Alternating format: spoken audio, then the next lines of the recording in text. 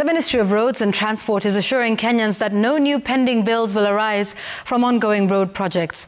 The government plans to achieve this by tolling new highways and tapping into part of the road maintenance levy to fund construction.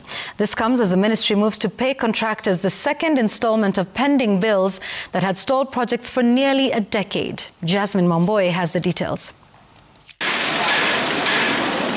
The Ministry of Roads and Transport now says that it is adapting new financing models for the construction and maintenance of new roads to prevent a fresh build-up of pending bills which have long strained public finances. Contractors' agreements on pending bills have a penalty of bank rates plus 2%. So that if the bank cost of borrowing rate is 14% currently, they levy interest at 16%.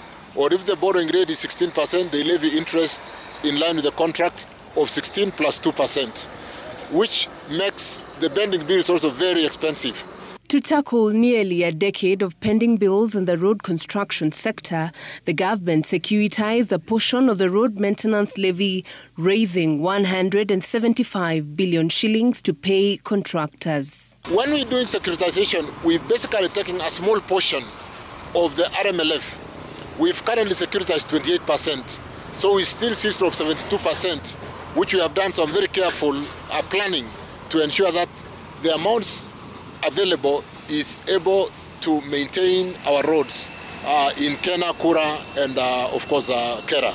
The Cabinet Secretary says all contractors have already received 40% of what they were owed.